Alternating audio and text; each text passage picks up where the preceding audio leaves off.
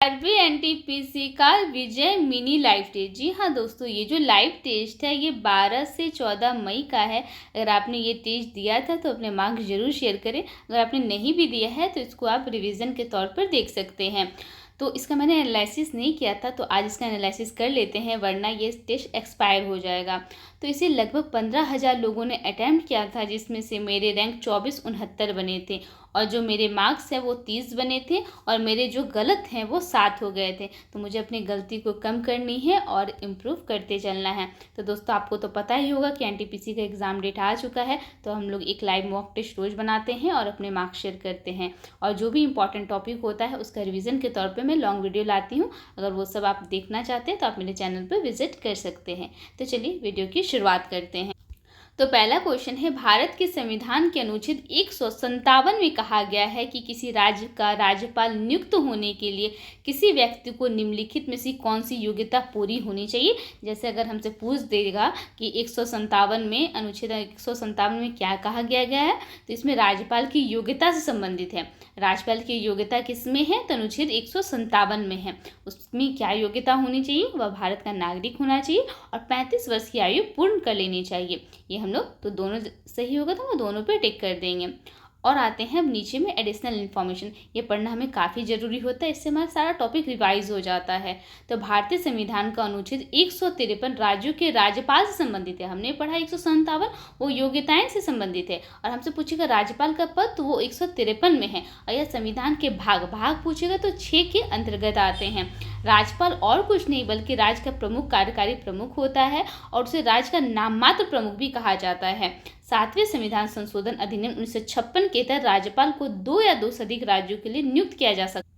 तो जो राज्यपाल है उनको 2 या 2 से अधिक राज्यों के लिए नियुक्त किया जा सकता है। ये किस संविधान संशोधन में बताया गया है, तो 7वें संविधान संशोधन अधिनियम 1956 में बताया गया है।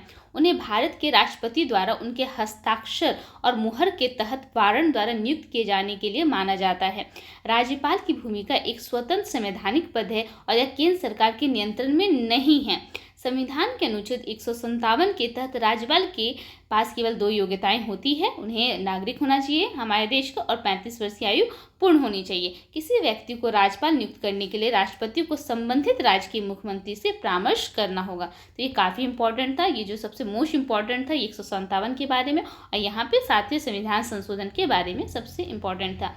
और नीचे में दिया गया है कि राज्यपाल का वेतन संसद द्वारा तय किया जाता है। जो वेतन है वो संसद तय करते हैं। साल 2018 में संसद द्वारा राज्यपाल का वेतन कितना था, वो 1.10 लाख रुपये से बढ़ाकर 3.5 लाख रुपये कर दिया गया है।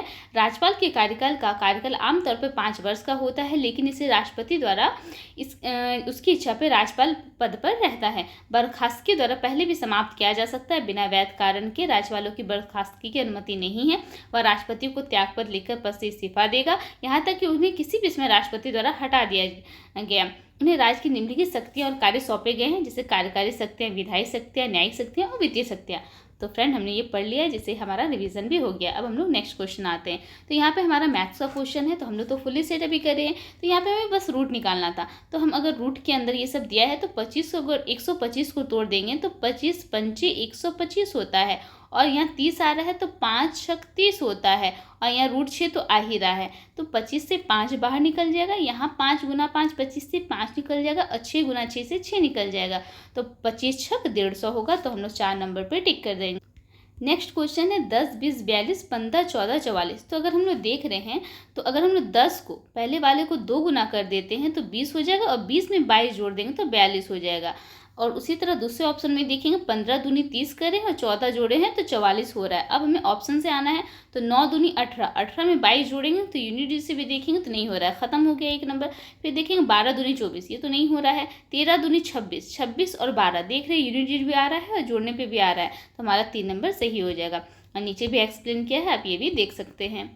फिर स्फिग्नोमीटर का उपयोग निम्नलिखित में से किसको मापने के लिए किया जाता है, तो स्फिग्नोमीटर का प्रयोग किया जाता है रक्तचाप को मापने के लिए।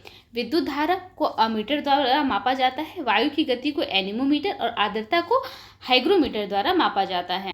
फिर है निम्नलिखित में से कौन सी रबी फसल है। हमें रबी फसल, खरीफ फसल किस मौसम में होते हैं, उनके कौन फसल होते हैं, ये बहुत इंपॉर्टेंट होता है, काफ़ी पूछा जाता है। तो रबी फसल वो गेहूँ, रबी फसल 2 अक्षर का रबी है, तो गेहूँ भी 2 अक्षर का है और रबी फसल है। नीचे दिया गया है रबी की फसल वसंत ऋतु में, रबी तो वसंत ऋतु में काटी जाती है, जबकि शीत ऋतु में बोई जाती है। शीत ऋतु में बोई जाती है और वसंत ऋतु में काटी जाती है। रबी की फसलें नवंबर के मध्य में बोई जाती है। रबी की फसलें कब बोई जाती है, तो नवंबर के मध्य में बोई जाती है और खासकर मानसून की बारिश खत्म होने के बाद कटाई अप्रैल से मई में शुरू होती है। फसलें या तो बारिश के पानी से उगाई जाती है, जो जमीन में चली जाती है, सिंचाई का उपयोग करती है। रबी की प्रमुख फसल अनाज में कौन है, गेहूँ है, जौ है, फिर ग्राम है, तिलहन है, सरसों है और जई है। और फल में अमरूद, केला, आम, टमाटर और चकोतरा।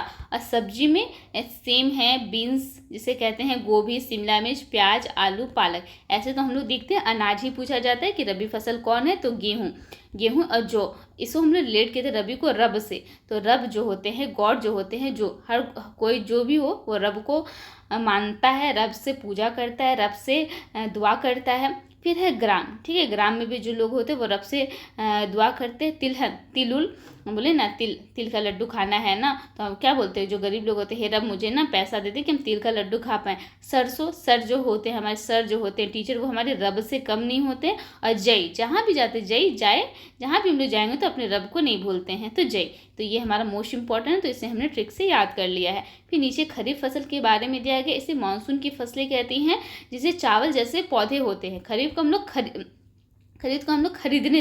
खरीफ को खरीदने से रिलेट करेंगे, तो मानसून की फसलें होती है। खरीफ की फसल कैसी होती है, तो मानसून की फसल होती है जिसमें चावल जैसे पौधे होते हैं। खरीफ में चावल और रबी में गेहूं।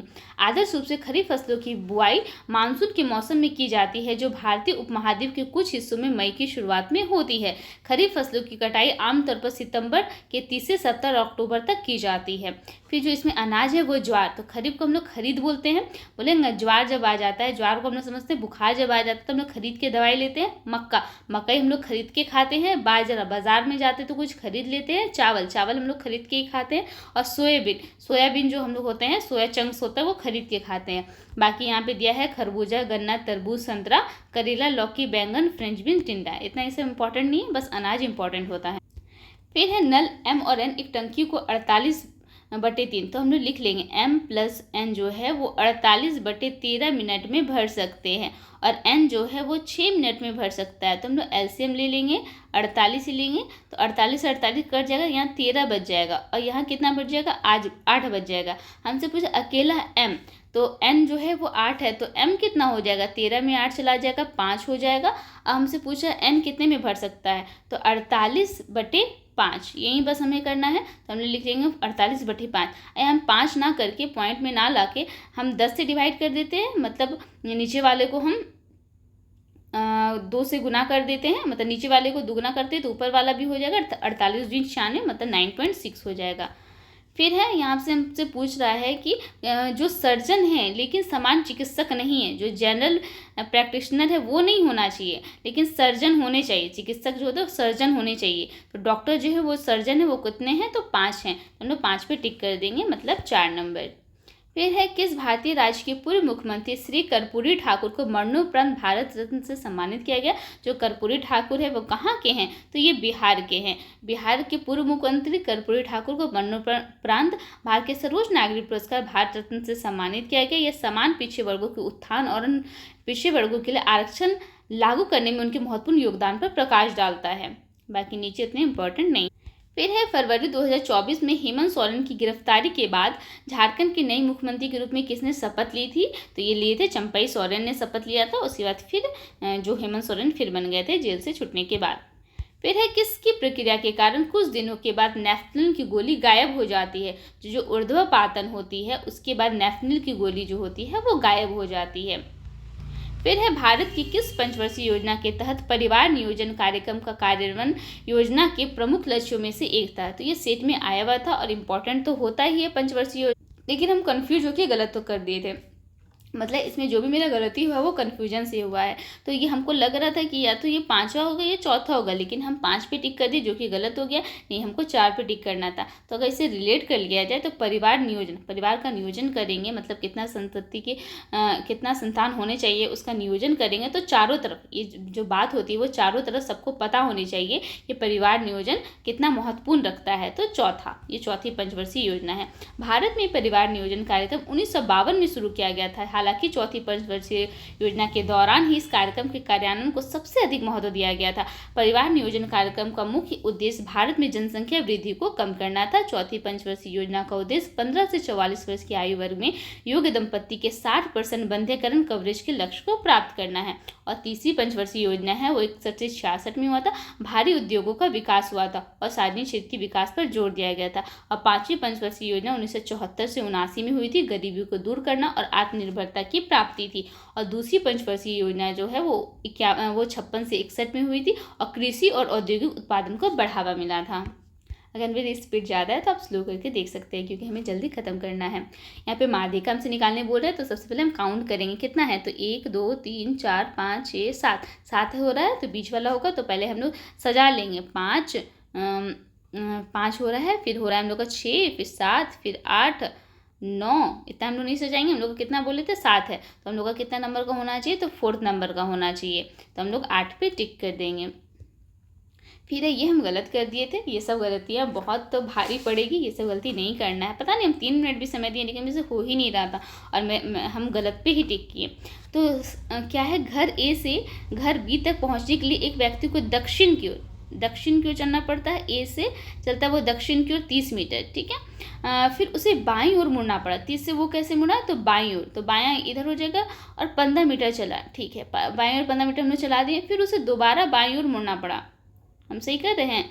ए से घर बी तक पहुंचे ये व्यक्ति को दक्षिण की ओर 30 मीटर चला है, ठीक है। उसे बाईं ओर मुड़ना पड़ा और 15 मीटर चलना होगा। फिर उसे बाईं ओर मुड़ना पड़ेगा और 20 मीटर, बिल्कुल। तो यहाँ पे हम लोग 20 कर देते हैं। ये 20 मीटर चलना होगा, 20। उसके बाद फिर से उसे बाईं ओर मुड़ना होगा 25। ये 15 था, इसको 15 और 10 यहाँ पे 25 चलना होगा। 10 मीटर चलना होगा, ठीक है। 25 चलना होगा। फिर वह दाईं ओर मुड़ेगा और 10 मीटर चलेगा। तो यहाँ हम लोग का कितना था, यहाँ 10 मीटर चलेगा, ठीक है। 10 मीटर। फिर वह बाईं ओर मुड़ना होगा। अंततः बी तक पहुँचने के लिए वो 17 मीटर, ठीक है। ये बी तक पहुँचने के लिए वो 17 मीटर चलेगा। तो एक से घर बी की दूर कितना है, तो ये 10 हो गया, ये 17 हो गया, तो 27 हो गया। और हमसे पूछा घर ए घर बी से कितना दूर है, तो ये इस साइड हो गया, मतलब पूर्व में होगा, 27 मीटर पूर्व हो जाएगा। तो ये तो बहुत हार्ड क्वेश्चन तो था नहीं, पता नहीं हम क्या कर रहे थे जो गलत कर दिए। ये सब गलती नहीं करना है। फिर यहाँ भी नेक्स्ट बहुत इंपॉर्टेंट क्वेश्चन और बहुत इजी क्वेश्चन, भारत रत्न प्राप्तकर्ता का नाम बताएं जो एक समाज सुधारक और शिक्षक थे। उन्होंने महिलाओं के उत्थान में महत्वपूर्ण भूमिका निभाई थी। तो ऐसे कौन थे, तो ये ढोंडो केशव कर्वे थे। और हम विधान चंद्र राय को तो भारत रत्न तो नहीं मिला है, तो हम पता नहीं कहाँ से चले गए उस पर। तो ढोंडो केशव कर्वे जो है एक समाज सुधारक और शिक्षक थे। उन्होंने महिलाओं के उत्थान में महत्वपूर्ण भूमिका निभाई। केशव कर्वे महर्षि कवि के रूप में जाने जाते थे, ठीक है। विधान चंद्र राय जो है वो 17 वर्ष की आयु में एक प्रख्यात भारतीय चिकित्सक, शिक्षाविद और स्वतंत्रता सेनानी थे। इन्हें 1961 में हाथ दिया गया है। उन्हें 1961 में चिकित्सा के संबंध में भारत रत्न से सम्मानित किया गया, 1961 में। बाकी एम विश्वेश्वरैया राव को क्या है, इनके बारे में इंपॉर्टेंट दिया गया। उन्हें किंग जॉर्ज पंचम द्वारा ब्रिटिश नाइटहुड के साथ भारत रत्न से भी सम्मानित किया गया है, ठीक है। और गोविंद बल्लभ पंत जो हैं वो भारतीय स्वतंत्रता सेनानी और आधुनिक भारत के आर्किटेक्ट में से एक थे। और इन्हें गोविंद बल्लभ पंत को उनके कार्यकाल के दौरान 26 जनवरी 1957 को भारत रत्न से सम्मानित किया गया था। तो बहुत इंपॉर्टेंट क्वेश्चन है, हमें याद रखना। महिलाओं के उत्थान के लिए बोलिएगा तो ढोंडो केशव कर्वे। फिर यहाँ पे मैथ का क्वेश्चन आ गया है। ए को लाभ के हिस्से के रूप में 80 रुपये प्राप्त होते हैं, जबकि कुल लाभ हमको दे दिया 240। ए और बी के बीच में लाभ का वितरण, ठीक है। तो हम लोग को कुल लाभ दे दिया है। ए के पास है 80, तो बी को कितना होगा, तो हम लोग 240 में से 80 घटा देंगे तो कितना हो जाएगा, 14 में 8 जाएगा 6, है ना। तो 160 हो जाएगा, मतलब 1:2 हो जाएगा। मतलब ए और बी जो है वो 1:2 हो जाएगा। और हमसे क्या पूछ रहा है कि उनका लाभ का वितरण कितना है, x/2 है, ठीक है। और समय तो सेम ही होगा तो कट जाएगा, तो 2 से 2 कट जाएगा तो x बराबर 1 हो जाएगा, तो हम लोग 1 पे टिक कर देंगे। फिर अब आकृति जो अन्य से भिन्न है, तो अगर इस सब आकृति को आप देखोगे तो ये जो है 3 3 3 सब ये भरा हुआ है, लेकिन 2 नंबर में एक यहाँ पे गायब है, तो हम लोग 2 नंबर पे टिक कर देंगे। बाकी ये तीनों सेम है और 2 नंबर जो है वो ऑड। फिर है निम्नलिखित में से किस राज्य में सिरुई लिली महोत्सव मनाया जाता है, तो ये मुझे सेट में आया था तो याद था, इसे हम ऐसे लेट के थे, सिरुई तो रुई, रुई रुई जब लेंगे तो उसके लिए हमें मनी चाहिए, पैसे चाहिए, तो मणिपुर। फिर है 4 अंक की संख्या जो दिया गया है ये 11 से विभाज्य है एक्स वाई, इसमें पता नहीं इतना कंफ्यूज क्यों हो रहे थे, तो हमसे तो 1 एक्स वाई और 7 ऐसे भी है, बाद में देखने के बाद ये इजी लगता है, और जैसे एग्जाम में हमें कितना टफ लगता है और बाद में फिर ये क्वेश्चन हमें लगता है यार ये तो इतना ईजी था।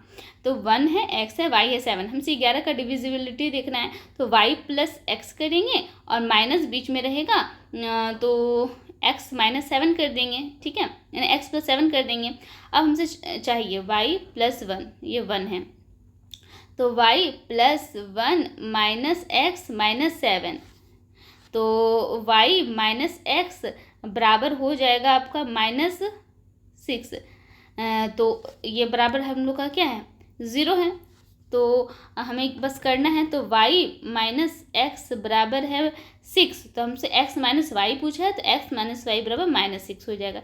ये काफ़ी इजी था, आप नीचे भी देख सकते हो, इसने भी बहुत अच्छा बनाया। फिर है एक कक्षा में 40 विद्यार्थी अपनी लंबाई के बढ़ते क्रम में एक पंक्ति में खड़े हैं। सुहानी आगे से 8वें स्थान पर है, जबकि साइमा पीछे से 8वें स्थान पर है। सुहानी और साइमा के बीच कितने विद्यार्थी, जब बीच में हमसे ऐसा पूछा जाता है तो हम 40 में से 8 और 8 16 घटा देंगे, जो दोनों का है वो घटा देंगे, तो हम लोग को कितना आ जाएगा, तो हमारा 24 आ जाएगा, तो हम लोग 2 नंबर पर टिक कर देंगे। फिर है 1 जुलाई, ये अगेन इजी क्वेश्चन है और हम गलती कर दिए हैं। 1 जुलाई को हर साल डैश के रूप में मनाया जाता है, तो विश्व स्वास्थ्य दिवस नहीं, विश्व जनसंख्या दिवस मनाया जाता है। हम स्वास्थ्य दिवस पे टिक कर दिए थे। तो जो पर्यावरण दिवस है वो 5 जून को मनाया जाता है, और स्वास्थ्य दिवस 7 अप्रैल को, स्वास्थ्य तो 7 अप्रैल को मनाया जाता है, और जल दिवस 22 मार्च को मनाया जाता है। याद रखना 1 जुलाई को विश्व जनसंख्या दिवस मनाया जाता है, ये सभी को पता होगा, बस हम ही गलत किए हैं। फिर है एक संख्या 50 से जितनी बड़ी है वह 84 से उतनी ही छोटी वह संख्या है। तो ये पहले हम x से लेके बनाना चाहें, लेकिन नहीं हुआ तो हम ऑप्शन से चले गए। हम देखिए 50 से उतनी ही बड़ी जितनी वह 84 से छोटी है, तो 50 से 65 कितना बड़ी है, तो ये 15 है, और 84 से अगर हम लोग 65 घटाएंगे तो यूनिट देख रहे नहीं आ रहा, तो ख़त्म हो गया। अब हम लोग 66 लेंगे, तो 66 ये 16 बड़ा है, और 84 में से ये घटाएंगे तो नहीं होगा, ख़त्म हो गया। अब हम लोग 68 लेंगे तो ये 18 आ रहा है, और 84 में 68 घटा दें तो 14 में आ जाएगा, ये भी नहीं होगा। अब हम लोग 67 लेंगे तो ये 17 हो रहा है, और 84 में से हम लोग घटा देंगे 67, तो हम लोग का 14 में से आ जाएगा 7, और 7 में 6 जगह 1, तो ये हो रहा है, तो हम 4 नंबर पर टिक कर देंगे। हम ऐसे बनाए थे, लेकिन इसका देखिए ये क्या कर देता है, 50 प्लस 84 दोनों को हम जोड़ के बटे 2 कर देता है, तो इसका आ जाता है 67। एक संख्या 50 से जितनी बड़ी है वह 84 से उतनी होगी, ये दोनों का माध्य हो जाएगा, इस तरह रहेगा, तो हम लोग को दोनों का माध्य निकाल देना है। फिर है एक उम्मीदवार 6 उम्मीदवार हैं, ठीक है, एक वृत्ताकार मेज में समान दूरी पर इस तरह बैठे हैं, तो हम 6 को ऐसे बना लेंगे, 1 2 3 4 5 6, और हमसे कैसे बैठा हुआ है, तो केंद्र के सम्मुख, चलो केंद्र की ओर देख बैठ रहा है। दिनेश इमरान और बालू का निकट पड़ोसी है, चरण आनंद का फरहाद का, ठीक है, यदि फरहाद बलू के, अब यहाँ पे फरहाद जो है वो बलू के निकटतम दाएं, यहाँ पे फरहाद जी हो जाएंगे, फरहाद जो है यहाँ पे हो जाएंगे, फरहाद बालू के निकटतम दाएं हैं, तो दिनेश के निकटतम दाएं कौन है, ठीक है। और हमसे क्या बोला, दिनेश इमरान और बलू का, दिनेश जो है वो इमरान और बलू का, तो इमरान यहाँ हो गया, बलू यहाँ हो जाएगा दिनेश, ठीक है। हमसे मांगा क्या है, दिनेश के निकटतम, अब हमें पूरा नहीं बनाया, हम देख रहे हैं दिनेश के निकटतम दाएं पूछा है, तो कौन है, बलू है, तो हम लोग 4 नंबर पर टिक कर देंगे, जरूरी नहीं है कि हमें पूरा ही सॉल्व करना है। फिर है निम्नलिखित में से किस घटना का नेतृत्व सरदार वल्लभ भाई पटेल ने किया था, तो ये बारडोली सत्याग्रह का किया था, ये काफ़ी ईजी हो जाता है। जो बारडोली सत्याग्रह है वो 1928 में गुजरात में हुआ था, और नीचे भी कुछ दिया हुआ है, ये सब भी पढ़। फिर है वह न्यूनतम संख्या, तो ये गैर निजी क्वेश्चन है जिसे हम गलत कर दिए हैं, जिसे दुगना करने पर वह 7 12 15 से पूर्णतः विभाज्य हो जाती है, तो दुगना करने पर विभाज्य हो जाती है, ठीक है। तो अगर हम देख रहे थे कि 220 तो 7 से नहीं कटता, ख़त्म हो गया। इसमें 15 है तो 5 तो आ ही नहीं रहा, तो 3 नंबर खत्म हो गया। या तो मेरा ये या तो ये आंसर, बस हमको 2 में देखना, तो उसमें भी हम गलत किए हैं। तो निम्नतम संख्या अगर 210 को हम डिवाइड कर रहे हैं, देखिए 7 से तो कट जा रहा है, लेकिन ये तुम्हारा 12 से नहीं कटा, तो ये नहीं, 420 होगा। लेकिन 420 होगा जो सबसे कट जाएगा, लेकिन वह निम्नतम संख्या जिसे दोगुना करने पर वह इतना हो जाती है। तो दोगुना करना, तो 210 को ही अगर हम दोगुना कर देंगे तो वो विभाजित हो जाएगी। तो आंसर 210 होगा, ना कि 420 होगा। तो ईजी था। और नीचे भी क्या करता है, 420 निकालता है, फिर उसका आधा कर देता है। फिर यहाँ पे हम लोग को ट्रुथ का देखना था। तो टी है 20 पे होता है, ये 21, एक बड़ा है तो डब्लू है, डब्लू के बाद क्या होता है, डब्लू वाई एक्स होता है। तो हम लोग का या तो 2 नंबर या तो 4 नंबर। 18 है, 18 के बाद 19, 18 है तो 17, एक कम है तो 8 के पहले एक 7 हो जाएगा, तो हम लोग 4 नंबर पे टिक कर देंगे। फिर असम में क्षत्रिय नृत्य जो होता है वो किससे संबंधित है, तो जो क्षत्रिय नृत्य है वो भक्ति आंदोलन से समर्पित है, तो हम लोग 2 नंबर पे टिक कर देंगे। बाकी हमसे और भी इम्पॉर्टेंट है, वो भी पढ़ सकते हैं। फिर एक्स और वाई का अनुपात दे दिया हम लोग को 4:7, ठीक है। और 3 वर्ष पूर्व हम लोग लड़ाई कॉन्सेप्ट लगा देते हैं, 1:2 हो जाता है, तो हम लोग क्रॉस मल्टीप्लिकेशन करते हैं, 4 दूनी 8, 7 एकम 7, तो 1 का डिफरेंस आ रहा है और दोनों का डिफरेंस 1 का है, 1 गुना 3 3 हो जाएगा, ठीक है। फिर हमसे पूछा है दोनों का अंतर कितना हो जाएगा, तो 4 में से 3 घटा देंगे, कितना होगा, 3 तिया 9 हो जाएगा, तो हम लोग 9 पे टिक कर देंगे। ये हमने लड़ाई कॉन्सेप्ट लगा दिए हैं और ये एक्स करके बनाया है। फिर है यहाँ पे हमें ये था, ये अच्छा था, इसको हम लोग जब देखे थे, डिफरेंस देखे थे, तो ये 10 का आया था, 86 में 10 गुना 96। फिर यहाँ देखे थे 100 आया था, यहाँ देखे थे तो 1000 आया था। अब भी हम लोग का कितना होगा, 10,000 हो जाएगा, बस हम लोग को 10,000 जोड़ देना था। तो लास्ट में अगर 101096 में हम लोग कितना जोड़ देते हैं, 10,000, तो कितना हो जाएगा, ये 6 तो लास्ट में रहेगा ही, 9 रहेगा, 6 9 है, फिर 0 1 1 1 1 1 1 1 096 11096 हम लोग का 1 नंबर हो जाएगा, ठीक है। नीचे भी दिया गया, आप देख सकते हैं। फिर मानव मस्तिष्क का वो कौन सा भाग जो सीधी रेखा में चलने के लिए, अगर आपको पता होगा 3 मिनट के सीरीज हम कराए थे, लेकिन वो तो हम ज़्यादा ला नहीं पाए, एग्जाम भी आ गया, तो अनुमस्तिष्क होता है, जो सेरिबेलम होता है, वो सीधी रेखा में चलने के लिए उत्तरदायी होता है, हमारी जो बॉडी की मूवमेंट है उसको ये कंट्रोल करता है। फिर है 20 सेकंड में 400 मीटर की दूरी तय करते, तो औसत गति हमको किलोमीटर पर घंटे में, तो 4 = दूरी बटे समय, तो 400/20 और हो जाएगा ये कितना, 18/5। तो हम लोग 20 से कटा देंगे, 20 दूनी 40 हो जाएगा, 5 चौक 20 हो जाएगा, तो 18 चौक 72 हो जाएगा, तो हम लोग 1 नंबर पर टिक कर देंगे। फिर यहाँ पे हमने कथन वाला दिया हुआ है, तो हम लोग को बोल रहा है कि सभी शर्ट जो है, सभी जो पैंट है वो शर्ट है, तो हम लोग बना लेंगे सभी जो पैंट है वो क्या है, शर्ट है। तो मेरा राइटिंग को थोड़ा इग्नोर कीजिएगा, क्योंकि हम इंग्लिश से ये कर रहे हैं, मेरे पास पेन वगैरह नहीं है। कुछ शर्ट कोट है, कुछ जो शर्ट है वो क्या है, वो कोट है, कुछ शर्ट कोट है, और कोई कोट जो है वो पैंट नहीं है, कोई भी कोट जो है वो पैंट, सॉरी कोई भी कोट जो है वो पैंट नहीं है, ठीक है, कोट जो है वो पैंट नहीं है। तो हमसे पूछ रहा है कि सबसे पहले 1 नंबर को ना वाला भी छोड़ते हैं, दूसरा नंबर दे, कुछ शर्ट पैंट है, कुछ शर्ट पैंट है, बिल्कुल 2 नंबर मेरा सही है। कुछ पैंट कोट है, कुछ पैंट कोट है, तो ये तो गलत है।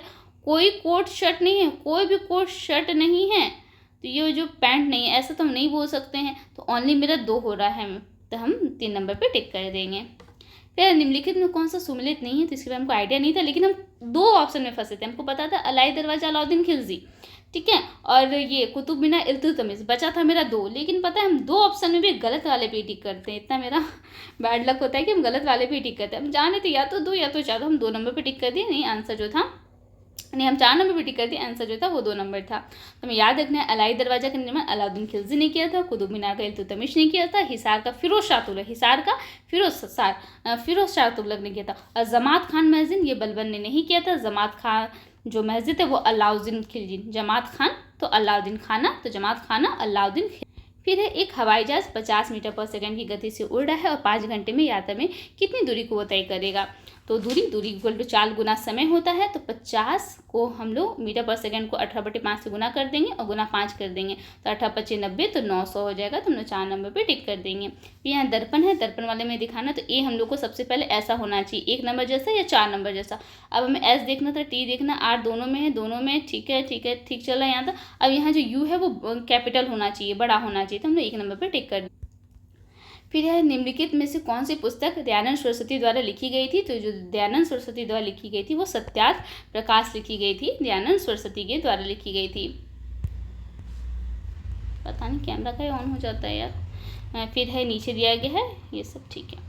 फिर है हमसे पूछ रहा है कि y अक्ष पर बिंदु का प्रतिबिंब, हमसे प्रतिबिंब पूछा है। तो y अक्ष पे अगर पूछ रहा है तो हमारा जो y अक्ष है वो कांस्टेंट रहेगा और वो x बदल जाएगा। तो -2 था वो 2 बन जाएगा और -6 जो है वो वैसा ही रहेगा। फिर हमसे यहाँ बदलने के लिए बोल रहा है तो हम यहाँ पे सॉल्व कर लेंगे। 5 है, गुना की जगह हमको क्या रखना है, प्लस रखना है। 5 + 12 -15 और प्लस की जगह क्या रखना है, गुना 20 डिवाइड बाई 25। तो 5 चौक 20, 25 25, 5 या 15, ठीक है। 17 में से हम लोग 7 घटा देंगे तो 10 हो जाएगा। तो हम लोग एक ही नंबर कर दिए हम लोचा, होशियार बनने के चक्कर में पता नहीं। देखते हैं फिर से, इतना ईजी तो गलत नहीं करना चाहिए यार। 5 है प्लस 12 हम बोले, ठीक है, -15 हम बोले, प्लस को हम गुना बोले, 20 बोले और 25 बोले, यही हम किए। 5 चौक 20, 25 25, 5 या 15, 4 या 12, तो 4 या 12 तो कट गया ना, तो 5 आ गया। बिल्कुल पहला नंबर 5 आ गया, हम गलत किए थे। साल बाई की संधि, ये अगेन हमको कन्फ्यूजन था तो हम गलत पे ही टिक गए। तो साल बाई की संधि हुई थी मई 1782। साल बाई की संधि तो 82 में लिखी मई, साल बाई ई तो मई, साल बाई तो मई, याद रखना है हमसे। ये प्रथम अंगल मराठा युद्ध का अंत हुआ था। साल बाई की संधि पर मई 1782 में हस्ताक्षर किए गए थे, जिसके बाद प्रथम आंग्ल मराठा युद्ध का अंत हुआ था। तो साल बाई की संधि कब हुई थी, तो 1782 में हुई थी, मई में हुई थी। अब कोणीय माप, एक रेडियन का मान कितना होता है, तो हम क्या कर रहे हैं, तो यहाँ पे एक रेडियन का मान पूछ रहा है। तो एक रेडियन बराबर 180 डिग्री है ना, रेडियन का मान हमसे डिग्री में बोला है, बटे पाई। तो हमको बस चेंज करना था, 180 नीचे ऊपर 22 गुना 7, गलती बोलती हैं क्या, हम क्या बोले यहाँ, एक कोणीय माप में एक रेडियन का मान, तो एक रेडियन का हमको मान करना है तो 180 डिग्री बटे पाई है, यही होता है। तो पाई का मान हम लोग रख देंगे, तो पाई का मान 22 बटे 7, हाँ तो 7 या 21, हम 22 है ना, इसको ऑप्शन देख लिए कि बहुत दूर दूर है, ये दोनों तो होगा नहीं। अब ये दोनों होगा नहीं तो 22 को हम 21 मान लेते हैं, ठीक है, 3 बार में, और 3 से कटा देते हैं 180 को 60 बार में, तो लगभग 60, लगभग जो होता है वो 60 से कम होना चाहिए। तो हम लोग 2 नंबर पर टिक कर देंगे, 1 नंबर तो जाएगा ही नहीं जाएगा। हम क्या बोले, जैसे 180 डिग्री हुआ बटे पाई, पाई हो गया 22 हो गया और गुना 7 हो गया। तो 22 में 22 ना करके इसको हम 21 मान लेते हैं, 7 या 21 हो गया, 3 6 18 हो गया। तो हमें 60 से कम जाना चाहिए, तो हम लोग मार देंगे 2 नंबर पे। बाकी आप पूरा सॉल्व कर सकते हैं जैसे ये किया है, हम अप्रॉक्स से जा सकते हैं। फिर है पाठकों द्वारा पुस्तक की विलंब से वापसी के लिए पुस्तकालय नियत तारीख से अधिक विलंब के दिनों की संख्या के प्रति 10 रुपये का जुर्माना लगाता। तो जो महंगी पुस्तकों के लिए जुर्माना ज़्यादा होगा, ऐसा तो कुछ नहीं बोला है। सस्ती पुस्तकों के लिए जुर्माना कम होगा, ऐसा नहीं बोल रहा है। तो ऐसा नहीं बोल रहा है, तो हम लोग 4 नंबर पे टिक कर देंगे। और अभी हम गलती से 3 नंबर पे किए, लेकिन 4 नंबर हम लोग का सही था। बाकी जो 38 नंबर है ये गलत होने के लायक नहीं था, लेकिन अगर याद रहेगा तो ही कर पाएंगे, ऐसे तो नहीं कर पाएंगे। और फिर ये भी 32 नंबर जीके है, याद होगा तो ही कर पाएंगे, कन्फ्यूजन से भी हम गलत। 24 नंबर गलत करने का नहीं है, ये मैथ्स का क्वेश्चन है। 20 नंबर सभी को आता होगा। ये 14 नंबर भी सब कर लेंगे, 13 नंबर सब कर लेंगे, 11 नंबर भी हमको याद होना चाहिए, हम भूल के कंफ्यूज हो गए थे। तो दोस्तों ये हमने डिस्कशन कर लिया, हमने समझ लिया कि हमने कहाँ पे गलती की थी। हमें गलतियों पे बहुत ध्यान रखना पड़ेगा, स्पेशली मुझे अपनी गलतियों से बहुत डर लगता है। पता नहीं हम ऐसी गलती कर देते हैं, बाद में पता चलता है। तो खैर हमें इम्प्रूवमेंट पर ध्यान देना है जितने भी टाइम बचे हुए। तो ये डिस्कशन आपको कैसा लगा, कॉमेंट बॉक्स में अपनी रिव्यू जरूर शेयर करें, मेरे चैनल को लाइक करें, सब्सक्राइब करें और शेयर करें। यहाँ तक देखने के लिए शुक्रिया।